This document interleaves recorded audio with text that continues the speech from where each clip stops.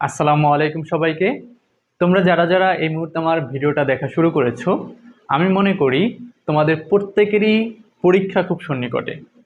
So সাথে এটুকু আশা করি আল্লাহ তাআলা যেন তোমাদের সকলের মনোবাসনা পূর্ণ করে।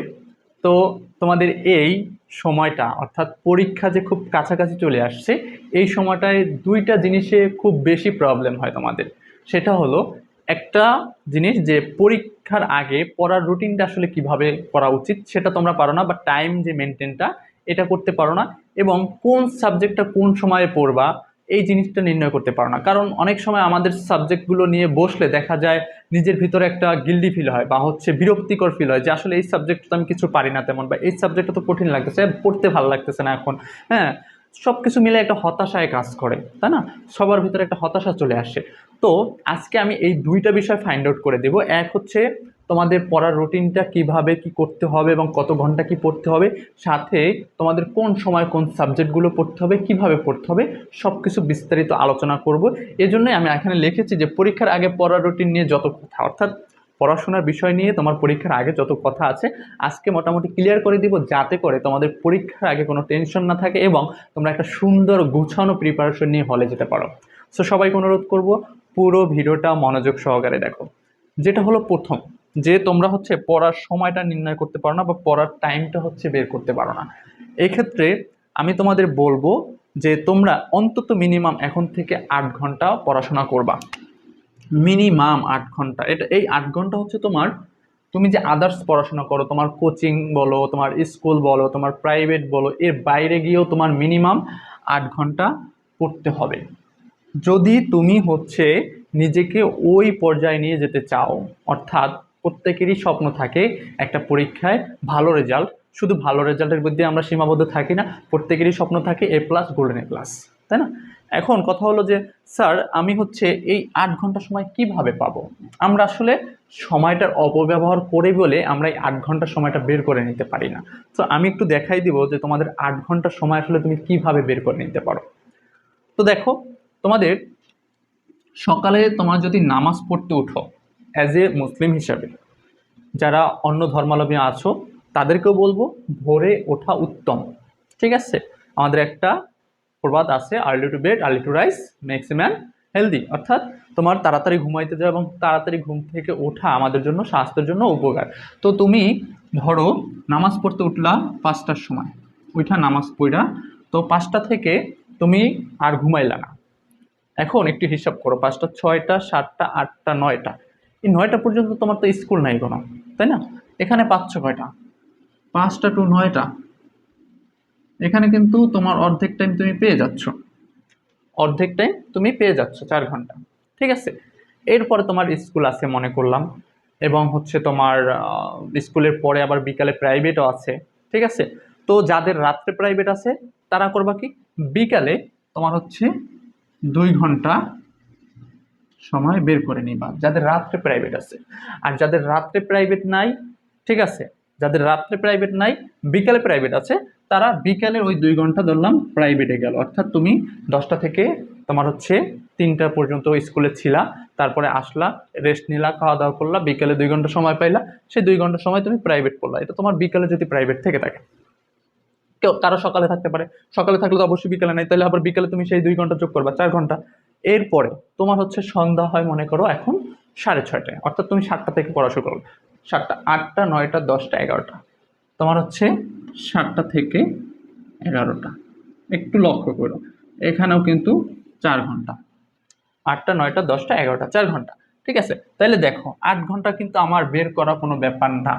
আমি যেটা আবার বারবার বুঝাই দিই যে 4 ঘন্টা তুমি যদি তোমার রাত্রে মনে করো টিউশন আছে, থাকে অনেকে, পড়া থাকে, প্রাইভেট পড়া থাকে, তোমার রাত্রে পড়া আছে, তাহলে সেই টাইমটা তুমি বিকালে নিয়ে যাবা। তুমি বিকালে তোমার হচ্ছে 2 ঘন্টা তুমি পড়বা, পড়াশোনায় মন দিবা। এরপরে তোমার হচ্ছে সকালে না স্যার আমার বিকেলেও নাই প্রাইভেট, রাত্রেও নাই, আমার হচ্ছে সকালে স্যার, সকাল থেকে তাহলে তুমি 2 ঘন্টা কমাইয়া তুমি হচ্ছে 2 ঘন্টা পড়বা, বাকি 2 ঘন্টা তোমার টিউশনের পিছনে যাবে বা প্রাইভেটের পিছনে যাবে। ঠিক আছে? তো এভাবে তুমি হচ্ছে 8 ঘন্টা তুমি যেভাবে হোক তোমার নিজের মতো করে তুমি বের করে নেবে। এবং এই যে পরীক্ষার আগে থেকে এটা তুমি মাথায় ঢোকাচ্ছ যে আমি 8 ঘন্টা পড়তে হবে, এটা পরীক্ষার আগের দিন পর্যন্ত তোমার মাথায় রাখতে হবে। যদি তুমি এখান থেকে একটু লাইনচ্যুত হও তাহলে কিন্তু তোমার জীবনে সাকসেস আসবে না। এটা হলো ফার্স্ট অফ অল কথা। ঠিক আছে, রুটিনটা কিভাবে হবে এটা নিয়ে এখন কথা বলবো। যে আমি তো 8 ঘন্টা বের করে দিলাম বা 8 ঘন্টা আমি পাইলাম, ঠিক আছে, 8 ঘন্টা আমি পাইলাম, এখন এই 8 ঘন্টা আমি কিভাবে পড়বো? এর বাইরে যে তুমি পড়াগুলো পড়ছো সেগুলোও কিন্তু পড়া। দেখো, তোমার পড়া শুধু 8 ঘন্টার ভিতরে সীমাবদ্ধ থাকবে না, তোমার পড়াটা কিন্তু আরো বাড়বে। কিভাবে? তুমি স্কুলে যে সময়টা তুমি হচ্ছে পার করো, সেই সময়টা তুমি যদি পড়াটাকে পড়ার মতো কইরা পড়ো, অর্থাৎ স্যার যেটা পড়াচ্ছে সেটা শেখার মতো কইরা শোনো, তুমি যেটা পড়তেছো সেটা যদি মনে রাখার মতো কইরা পড়ো, তাহলে কিন্তু সেই সময়টাও তোমার হচ্ছে পড়াশোনায় যাবে। টিউশন বা হচ্ছে একটা স্যারের কাছে প্রাইভেট কেন পড়ে? সেখান থেকে শেখার জন্য প্রাইভেট পড়ে। এখন তুমি সেখানে 2 ঘন্টা ইনভেস্ট করতেছো, সেখান থেকে যদি কিছু তুমি না নিয়ে আসতে পারো, তাহলে তোমার তো 2 ঘন্টা ইনভেস্ট করার কোনো মানে নেই। তার মানে তুমি যে 2 ঘন্টা টিউশনে বা হচ্ছে প্রাইভেটে তুমি সময় দিচ্ছ বা প্রাইভেট পড়তেছো, সেই সময়টা থেকেও যেন কিছু তুমি শিখতে পারো, এই মেন্টালিটি নিয়ে তোমার হচ্ছে প্রাইভেট পড়া উচিত। আশা করি বুঝতে পারছো। ঠিক আছে, সো তোমার এখানে 4 ঘন্টা, এখানে 4 ঘন্টা, 8 ঘন্টা আমি পাইলাম। এখন কথা হলো, সমস্যা হচ্ছে কোন সময় কোন সাবজেক্টটা পড়বে এটা আসলে আমরা নির্ণয় করতে পারি না। এটা নিয়ে অনেক সমস্যা। এই সমস্যায় পড়ার ফলে যে কালকে পড়বো না এই সাবজেক্টটা, বা কালকে থেকে রুটিন বানিয়ে শুরু করবো, হ্যাঁ কালকে থেকে আমি একদম ফাটাই দিব, কিন্তু দেখা যায় কালকে যখন আবার বসো, এই সাবজেক্টটা পড়বো না, ওই সাবজেক্টটা পড়বো না, এটা পড়বো না, ওইটা পড়বো, এইটা নিয়ে আবার দ্বিধাদ্বন্দ্বে ভোগো। সো এই দ্বিধাদ্বন্দ্ব তোমার হচ্ছে দূর করার জন্য তোমাকে আমি জাস্ট কিছু টিপস দিব, সাজেশন দিব, ওইটা একটু ফলো করার চেষ্টা করবো। মূলত আমাদের যখন হচ্ছে আহ, ভালো লাগে না বা শরীরে একটু ক্লান্তি ফিল হয়, তখন আমাদের হচ্ছে তোমার যে কঠিন সাবজেক্টগুলো, এগুলো পড়তে ইচ্ছা করে না। সো ওই সময় যদি তুমি ইজি সাবজেক্টগুলো বা যেগুলো সহজ সাবজেক্ট, ওগুলো যদি একটু পড়ার ট্রাই করো, তাহলে কিন্তু সেটা তোমার জন্য খুব কার্যকরী হবে। এখন কথা হলো, তোমার হচ্ছে কঠিন সাবজেক্ট কোনগুলো?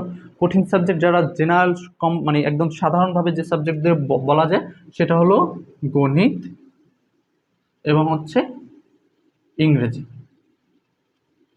গণিত এবং ইংরেজি তুমি ফাইন্ড আউট করবা যে তোমার আসলে কোন সময়টা পড়তে সব থেকে ভালো লাগে। ঠিক আছে, আর যারা সায়েন্সে পড়ো তাদের আছে, মনে করো তোমার হচ্ছে গ্রুপ সাবজেক্টগুলো, তোমার পদার্থ, ঠিক আছে, রসায়ন, জীব, এভাবে, হ্যাঁ, গ্রুপ সাবজেক্টগুলো যেগুলো আছে।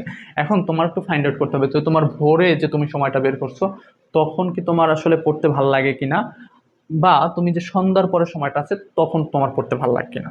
যদি তোমার মনে করো যে না, ভোরে উঠে আমার সকালের পড়াটা পড়তে ভালো লাগে, বা পড়াটা আমার ক্লিয়ার হচ্ছে ওই সময়, বা ভালো মনে থাকে, ওই সময়টায় তুমি হচ্ছে কঠিন সাবজেক্টগুলোকে টার্গেট করবা এবং সেগুলোকে হচ্ছে তুমি ওই সময় বেশি সময় দিবা। আর যেগুলো হচ্ছে তোমার মোটামুটি ভালো পারো বা তোমার কাছে ইজি যে সাবজেক্টগুলো মনে হয়, সেগুলো যখন পড়তে মন চাবে না, কারণ আমার এমনিতেই পড়তে মন চাচ্ছে না বা আমি ওই সময় ভালো ফিল করি না পড়াশোনাটা, তখন যদি আরও কঠিন সাবজেক্ট নিয়ে ওখানে বসি, তখন কিন্তু মাথার ভিতরে এমনিতে একটা চাপ কাজ করবে। অভ্যাস হয়ে গেলে তখন আর বেশি একটা চাপ কাজ করবে না, কিন্তু যারা এখনো অভ্যাস তৈরি করেনি তাদের কাছে একটু চাপ মনে হবে। সো যখন তোমার হচ্ছে যে সময়টা তোমার কাছে অতটা পড়তে ভালো লাগে না, ওই সময় হচ্ছে তোমার যে সহজ সাবজেক্টগুলো আছে ওগুলোকে রাখবা। এবং একটা জিনিস মাথায় রাখবা, আমাদের যে সপ্তাহে 7 দিন, এই 7 দিনের ভিতরে যেন আমি প্রত্যেকটা সাবজেক্ট অন্তত সপ্তাহের মধ্যে আমি একবার হলো টাচ করি। যেগুলো কঠিন সাবজেক্ট, গণিত, ফিজিক্স, কেমিস্ট্রি, ইংরেজি, যেগুলো কঠিন সাবজেক্ট আছে, অন্যান্য গ্রুপে যারা আসো তাদের যে গ্রুপ সাবজেক্টগুলো যেগুলো কঠিন মনে হয়, সেগুলো রেগুলার পারলে রেগুলার রাখো। কিন্তু বাকি যে সাবজেক্টগুলো, যেমন ধর্ম, বাংলা, সমাজ, হ্যাঁ, বা বিজ্ঞান, বা কৃষি শিক্ষা, হ্যাঁ, এগুলো যদি তোমাদের কাছে ইজি মনে হয়, এর মানে এই না যে ওই ইজি মনে হওয়ার জন্য ওটাকে আমি পড়বই না। ইজি মানে ওটাকে আরো ইজি করে আমি খুব সহজে কিভাবে এ প্লাসটা অর্জন করতে পারবো ওই সাবজেক্টে, সেটা হবে টার্গেট। এজন্য তোমাকে হচ্ছে প্রতিনিয়ত ওই সাবজেক্টটা ধরতে হবে, মানে প্রতি সপ্তাহের ভিতরে অন্তত একবার হলেও মানে সাবজেক্টে টাচ করতে হবে, যাতে তুমি ওই সাবজেক্টের পড়াগুলো ভুলে না যাও এবং সবসময় যেন ওই সাবজেক্টের পড়াগুলো ভালো মনে থাকে। সো আশা করি বুঝতে পারছো। এখন কথা হলো যে ঘুমের একটা বিষয় আছে। দেখো, তুমি একটু হিসাব করে, তুমি যদি 11টায় ঘুমাতে যাও, 12টা, 1টা, 2টা, 3টা, 4টা, 5টা, 6 ঘন্টা এনাফ। 6 ঘন্টা ঘুম এনাফ।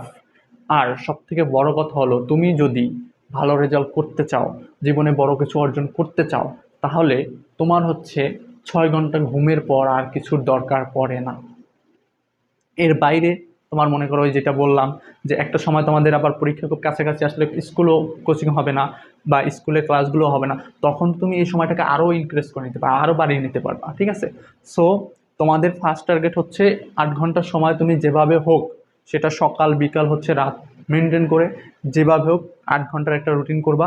এবং সেখানে তোমার যেই সময়টা হচ্ছে পড়তে ভালো লাগে সেই সময়টায় তোমার হচ্ছে ইংরেজি, গণিত বা হচ্ছে সায়েন্সের সাবজেক্ট যেগুলো আছে বা অন্যান্য গ্রুপের যে কঠিন সাবজেক্টগুলো আছে সেগুলো তুমি ইনক্লুড করবো ওই সময়টায়।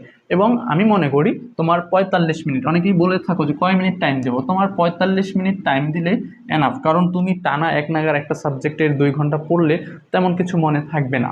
হ্যাঁ, কখন পড়তে পারো?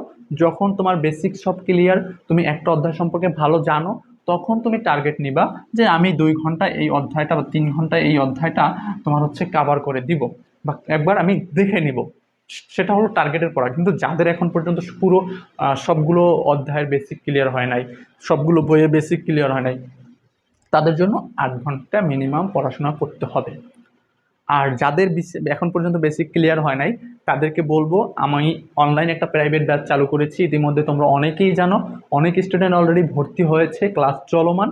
ওখানে তোমার হচ্ছে প্রত্যেকটা অধ্যায়ের বেসিক থেকে শুরু করে পড়ানো হচ্ছে এবং পরীক্ষার আগে সব কিছু কমপ্লিট হওয়া না, শুধু কমপ্লিট হওয়ার পরে ভালো ভালো অধ্যায়গুলোকে টার্গেট করে, ভালো ভালো তোমার হচ্ছে টপিকগুলোকে টার্গেট করে সেগুলো বেশি বেশি রিভিশন করা, সৃজনশীল কমপ্লিট করা, নৈবিত্তিক সমাধান করা, সব কিছু বারবার রিভিশনে নিয়ে আসা, এগুলো থাকবে যাতে করে পরীক্ষার আগে পরীক্ষাটাকে খুব ইজি মনে হয়। তো তোমরা যারা যারা ভর্তি হতে চাচ্ছ তাদেরকে বলবো আমার অনলাইন প্রাইভেট ব্যাচে ভর্তি হতে পারো, পড়ে দেখতে পারো যে আসলে আমি কেমন পড়াই।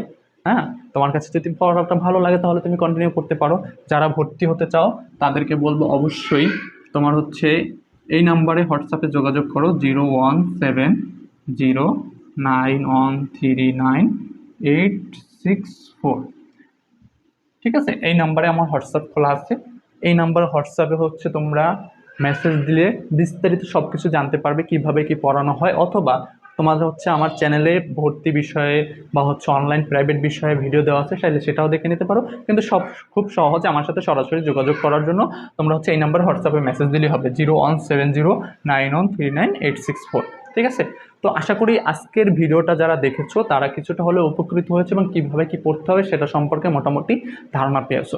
সো সময় নষ্ট না করে এখন থেকে তোমার হচ্ছে পড়াশোনাটা শুরু করো এবং রুটিন মাফিক একটা তোমার হচ্ছে ধারাবাহিকভাবে তুমি আগাইতে থাকো। তো আজকে পর্যন্তই।